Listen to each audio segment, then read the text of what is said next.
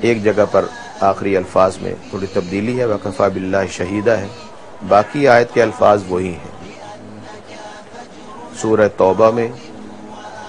سورہ فتح میں اور سورہ صف میں یہ آیت کریمہ موجود ہے۔ اس آیت میں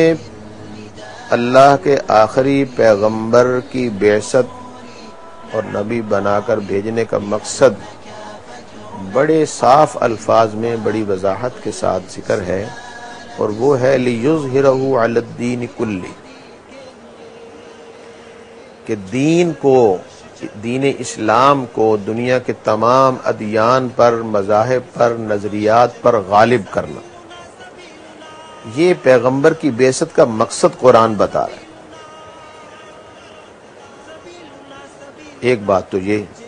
جب کوئی چیز مقصد بن جاتی ہے تو پھر پوری زندگی کی تمام ایفرٹس، اس کی تگ و دو، کوششیں، صلاحیتیں اس مقصد کے حصول میں لگتی ہیں۔ دوسری بات یہ ہے کہ اس مقصد کو حاصل کرنے کے مختلف طریقے ممکن ہیں، یا ایک ہی طریقہ ہے کوئی متعین اللہ کی طرف سے، یا اللہ تعالیٰ نے ہم پہ چھوڑ دیا ہے، پیغمبر پر چھوڑ دیا ہو یا مسلمانوں پر، کہ وہ اسلام کے غلبے کے لیے کوئی بھی راہ اختیار کر سکتے ہو۔ جیسے آج کل بہت سے مسلمان یہ سمجھتے ہیں کہ نہیں، ہم الیکشن کے ذریعے، جمہوریت کے ذریعے اور اس طرح یعنی سیاسی انقلاب کے ذریعے ہم کسی خطے میں اسلام کو غالب کر سکتے ہیں۔ میں سمجھتا ہوں یہ بھول ہے ان کی، اس لیے کہ یہ ہم پر نہیں چھوڑا، اور اس کے مختلف ذرائع نہیں ہیں اس ہدف کو حاصل کرنے کے مقصد کے حصول کے لیے، بلکہ اس کا متعین راستہ ہے جو اللہ ہی نے مقرر کیا ہے، جسے منصوص راستہ کہتے ہیں۔ تو جس نے یہ مقصد اور ذمہ داری سونپی اپنے پیغمبر کو، جس رب نے، اس نے اس مقصد کے حصول کا ذریعہ متعین کر دیا، متعین بھی اور محدود بھی، لائن لگا دی کہ بس یہ راستہ ہے، اس پر چل کر آپ اپنے اس مقصد کو حاصل کر سکتے۔ وہ راستہ بھی قرآن پاک میں بڑی وضاحت سے ذکر ہے اور بہت صاف الفاظ میں، اور قرآن کا یہ اسلوب ہے کہ جو چیزیں بہت اہم، بہت ضروری ہوں، ان کو بہت آسان انداز میں بیان کرتا ہے تاکہ شک شبہ نہ رہے۔ اب اس کے لیے اس کے حصول کا راستہ قرآن نے بتایا، وہ ہے وَقَاتِلُوهُمْ حَتَّى لَا تَكُونَ فِتْنَةٌ وَيَكُونَ الدِّينُ لِلَّهِ، اور دوسری جگہ وَيَكُونَ الدِّينُ كُلُّهُ لِلَّهِ۔ یہ بھی دو جگہ قرآن پاک میں الفاظ ایک ہی جیسے ہیں، اور یہاں بھی الفاظ بہت سادہ ہیں کہ اس وقت تک تم نے لڑنا ہے۔ اور عجیب بات یہ ہے کہ یہاں یہ نہیں فرمایا کہ جاہدوہم، کہ تم دشمنوں سے جہاد کرو، کیونکہ جہاد کو لوگ اپنے اپنے مفاد میں، اپنے اپنے خواہشات کے مطابق اس کے معنی کو استعمال کر لیتے ہیں اور کر رہے ہیں۔ تو اتنے بڑے مقصد کے حصول کے لیے جو چیز متعین ہونا تھی اس کو بہت واضح ہونا چاہیے، اس لیے وہاں قرآن پاک میں لفظ قاتلوہم ہے، اور قاتلوہم کا معنی ایک ہی ہے، دوسرا کوئی معنی نہیں۔ ہر آدمی جانتا ہے قتال کا معنی لڑنا ہے، جنگ کرنا ہے، مرنا مارنا ہے۔ تو گویا سیدھا سیدھا حکم دیا ہے اللہ نے اپنے پیغمبر کو اور مسلمانوں کو کہ اللہ کے دشمنوں سے لڑو، ہر اس دشمن سے جو اسلام کے غلبے کی راہ میں رکاوٹ، اسلام کے پھیلاؤ میں نہیں۔ ہاں، یہ نقطہ واضح ہونا چاہیے کہ قرآن نے پیغمبر کی بعثت کا مقصد اسلام کا پھیلانا نہیں بتایا،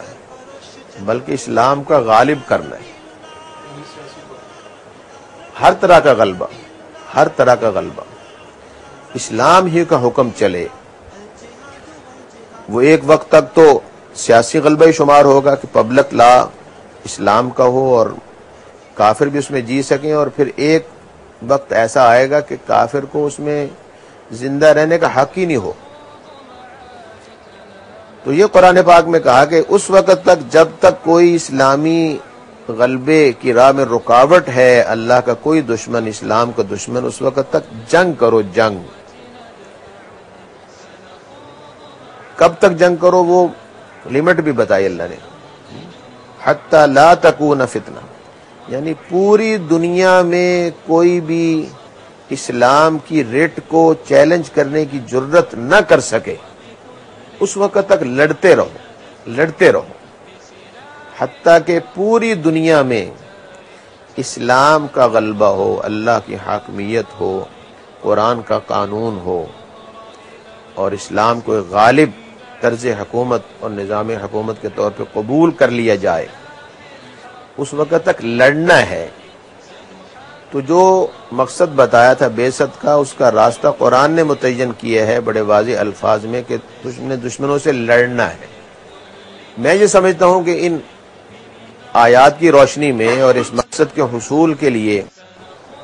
افغانستان کے مسلمانوں نے اسی آپشن کو چنا ہے جو اللہ نے بتایا ہے۔ انہوں نے مذاکرات، جمہوریت، ووٹ، ورنہ امریکہ نے یہ کوشش کی تھی کہ افغانستان کے انتخابات میں اور اس طرح کی چیزوں میں حکومت کے بنانے میں ان کو شامل کیا جائے، لیکن انہوں نے اس سے انکار کر دیا۔ اس بات کو سمجھ گئے ہیں کہ مقصد کے حصول کا جو راستہ ہے وہ جنگ ہے، لڑائی ہے، مرنا مارنا ہے۔ اور میں یہ عجیب سمجھتا ہوں کہ مسلمان قرآن پاک کی ان آیات کو بھول گئے ہیں یا جان بوجھ کے نظر انداز کر رہے ہیں۔ کیا حضور صلی اللہ علیہ وسلم کی زندگی ان کے سامنے نہیں ہے، آپ کے ارشادات نہیں ہیں کہ ہم نے لڑنے کو معیوب بنا دیا ہے، مسلمانوں کے لیے تانا بنا دیا ہے، اور مسلمان بھی غیروں کے اس تانوں سے ڈر کے شرمندہ ہو کر اپنی صفائیاں پیش کرنے میں لگ گئے ہیں کہ نہیں ہم تو لڑنے والے لوگ نہیں ہیں، اور اسلام جو ہے وہ تو تلوار سے نہیں پھیلا تھا، وہ تو اخلاق سے پھیلا تھا۔ اور یہ ایک بڑا سوال بنا کر دنیا کفر نے، اسلام کے دشمنوں نے سامنے رکھ دیا ہے کہ آپ اس کا جواب دیں کہ اسلام کیسے پھیلا ہے، تلوار سے پھیلا یا اخلاق سے۔ اور ہماری بدقسمتی کہہ لیں یا صدیوں کی غلامی کا اثر کہہ لیں کہ ہم اپنی صفائی میں لگ گئے، اور اس پر دلائل ہم نے خود جمع کر دیے، کتابیں لکھ دی لوگوں نے کہ نہیں جناب اسلام تو اخلاق سے پھیلا ہے۔ میں سمجھتا ہوں یہ بات قطعاً درست نہیں ہے، اور حضور صلی اللہ علیہ وسلم کی سیرت اور تاریخ اسلام اس بات سے بالکل انکار کرتی ہے۔ بالکل اتنی بات تو ہر مسلمان جانتا ہے کہ جب تک اللہ کے پاک پیغمبر نے مکہ مکرمہ میں اخلاق سے، پیار سے، اپنے اعلیٰ کردار کو بنیاد بنا کر، ٹھوس دلائل سے، شیریں بیانی سے، بڑی درد اور بڑی محبت سے اسلام کی بات کی، اللہ کی طرف لوگوں کو دعوت دی، تو ہم جانتے ہیں لوگوں نے اس کو کس شدت سے ٹھکرایا ہے اور کیسی مشکلات پیغمبر کو پیش آئی ہیں، اور اس سب کے اخلاق کے نتیجے میں آؤٹ پٹ کیا رہی ہے، کتنے لوگوں نے مانا ہے اس کو اخلاق سے۔ ہم دیکھتے ہیں کہ مکہ مکرمہ میں مسلمان ہونے والوں کی تعداد تو 100-125 سے زیادہ نہیں، اور اس میں اکثر غریب غربا لوگ ہیں، غلام ہیں، چند نام ہیں جو نمایاں تھے پہلے سے معاشرے میں، ورنہ تو وہ غریب لوگ ہیں۔ تو اگر اسلام نے اخلاق سے پھیلنا ہوتا پھر تو ہر پیغمبر کے زمانے میں پھیل جاتا، کہ ہر پیغمبر اعلیٰ اخلاق کا حامل ہوتا ہے، ہر پیغمبر کا کردار بہت صاف اور اجلا ہوتا ہے۔ اگر صاحب کردار ہونے کی وجہ سے اور اخلاق کی وجہ سے اسلام پھیلتا تو پھر ہر نبی کے ماننے والے ہر زمانے میں بہت زیادہ ہوتے، لیکن تاریخ اس بات کو جھٹلاتی کہ ایسا نہیں ہے۔ اور خود حضور صلی اللہ علیہ وسلم کی زندگی بتا رہی ہے کہ آپ نے جب تک تلوار نہیں اٹھائی اس وقت تک ماننے والوں کی تعداد گنی جا سکتی انگلیوں پر، لیکن جب اللہ تعالیٰ نے آپ کو وہ حکم دیا جو مقصد کے حصول کا صحیح راستہ ہے، اور آپ نے تلوار اٹھائی ہے اللہ کے حکم پر، اور پھر مسلسل جنگوں میں سے گزرتے ہوئے، بدر ہے، احد ہے، احزاب ہے، خیبر ہے، پھر ہم دیکھتے ہیں کہ نبی پاک صلی اللہ علیہ وسلم کو جب اللہ تعالیٰ نے لڑنے کی اجازت دی بلکہ حکم دیا، تو آپ لڑائی کے میدانوں سے گزر کر جب دوبارہ 7 سال کے بعد یعنی 8ویں سال آپ مکہ مکرمہ میں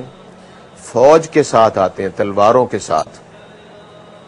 10,000 کا لشکر ہے اور مسلح ہے اور آپ کے پاس بھی تلوار ہے، اس حالت میں جب آپ مکہ میں آتے ہیں تو قرآن پاک اس آمد کے نتیجے میں یہ کہتا ہے کہ یدخلون فی دین اللہ افواجا۔ اصل میں تو یہ کہتا ہوں کہ اسلام کا پھیلاؤ اور اشاعت مقصود نہیں ہے، لیکن یہ لازم و ملزوم ہے۔ جب غلبہ ہوگا تو خود بخود اسلام پھیلے گا بھی، اس کی اشاعت ہوگی، اس لیے کہ لوگ طاقتور کو فالو کرتے ہیں۔ لیکن عملاً ہم دیکھ رہے ہیں کہ اللہ تعالیٰ نے اپنے پیغمبر کی زندگی سے دکھایا ہے کہ جب صرف خالی ہاتھ اخلاق اور کردار سے لوگ نہیں مانا کرتے، جو اخلاق کردار سے مانتے ہیں وہ تو پہلے ہی اچھے لوگ ہوتے ہیں، سلیم الفطرت، اچھی طبیعت کے لوگ، جنہیں ہم پنجابی میں کہتے ہیں بیبے لوگ۔ تو وہ لوگ تو ہر اچھی بات کو ہر زمانے میں قبول کرتے ہی ہیں۔ ان کے علاوہ جو لوگ ہیں وہ نہیں مانتے، وہ قوت ہی سے اس بات کو تسلیم کرتے ہیں۔ اور عملی طور پر حضور کی زندگی سے یہ بات سامنے آ گئی، پھر انہی لوگوں نے جو بالکل قطعاً بات ماننے کے لیے تیار نہیں تھے اور اتنے سخت مخالف تھے اور قسمیں کھایا کرتے تھے کہ ہمارے جانور، ہمارا گدھا تو مسلمان ہو سکتا ہے، میں نہیں مسلمان ہو سکتا، کافر اس حد تک شدید رد عمل میں تھے، پھر ان لوگوں نے کلمہ پڑھا ہے سب نے۔ تو یہ بات بھی سامنے آ گئی کہ اخلاق سے نہیں پھیلا بلکہ تلوار ہی سے پھیلا ہے، اور گویا تلوار کا چلانا اخلاق کے خلاف نہیں ہے۔ اخلاق کس کو کہتے ہیں؟ اخلاق تو وہی ہے کہ اللہ تعالیٰ نے بنی نوع انسان کی فلاح اور کامیابی اور بہبودی کے جو قوانین بنائے ہیں ان کا نام اخلاق ہے۔ جب اللہ نے انسانوں کی فلاح کے لیے اسلام کو بنایا ہے اور اس کے غلبے کے لیے تلوار کو بنایا ہے تو گویا یہ بھی اخلاق ہی کا حصہ ہے۔ دوسرا یہ کہ میں یہ سمجھتا ہوں کہ سوال غلط ہے، یہ ہمیں پھنسانے کے لیے، دھوکہ دینے کے لیے گھڑا گیا ہے کہ اسلام کس سے پھیلا ہے۔ میں یہ کہتا ہوں کہ اسلام کا پھیلاؤ مقصود ہی نہیں ہے، مقصود نہیں ہے، ہو جائے گا خود بخود ہو جائے گا۔ جب غلبہ ہوگا تو پھر اشاعت خود بخود، یہ لازم و ملزوم ہے۔ یہی میں نے عرض کیا تھا ابھی، جب آپ لشکر لے کر آئے تو اسلام غالب بھی ہو گیا مکہ میں اور خود بخود پھیل بھی گیا، سب لوگوں نے کلمہ بھی پڑھ لیا۔ تو یہ راستہ اللہ تعالیٰ نے بتایا ہے مقصد کے حصول کا، وہ ذمہ داری ہے، پیغمبر کا مقصد ہے، اور اس کے حصول کا واحد ذریعہ ایک ہی آپشن ہے، وہ ہے لڑائی، جنگ، جس کو ہم جہاد بھی کہتے ہیں۔ جہاد اسلامی اصطلاح میں لڑنے ہی کو کہتے ہیں۔ تو اس کے حصول اللہ نے اپنے پیغمبر کو الگ سے بھی کہا، یہاں تو جمع کا صیغہ ہے، قاتلوہم، سارے مسلمانوں کو خطاب ہے کہ تم لڑو، اور الگ سے قاتل فی سبیل، فقاتل فی سبیل اللہ لا تکلف الا نفسک وحرض المؤمنین، کہ اب اگر کوئی بھی ساتھ نہ دے تو اب اکیلے لڑیں، کیونکہ یہی راستہ ہے جس کی ذمہ داری آپ کو سونپی گئی ہے، تو آپ کو اسی راستے پہ بڑھنا ہے۔ آپ دائیں بائیں نہ دیکھیں کہ آپ کا ساتھ دیتا یا نہیں دیتا۔ تو میں یہ سمجھتا ہوں کہ آج طالبان بھی ساری دنیا کو نظر انداز کر کے اللہ کے پیغمبر کی سنت پر قائم ہے کہ کسی کی پرواہ نہ کریں، بلکہ جو متعین راستہ اس پہ بڑھتے چلے جائیں تو آپ یقیناً مقصد تک پہنچ جائیں گے۔ لیکن اگر ہم قتال کے راستے کو چھوڑ کر یہ سمجھیں تو جو راستہ جا رہا ہے جہاں پر، اس سے الگ ہو کر آپ کیسے پہنچ سکتے ہیں؟ آپ ایک ایسی ٹرین میں سوار ہو جاتے ہیں کراچی سے جو لاہور، پنڈی، پشاور نہیں جا رہی اور کسی اور طرف جا رہی ہے، کوئٹہ کی طرف جا رہی ہے یا اندرون سندھ کسی اور طرف جا رہی ہے، تو اس میں بیٹھ کر آپ کبھی لاہور، پنڈی نہیں پہنچ سکتے، وہ تو راستہ ہی الگ ہو گیا نا۔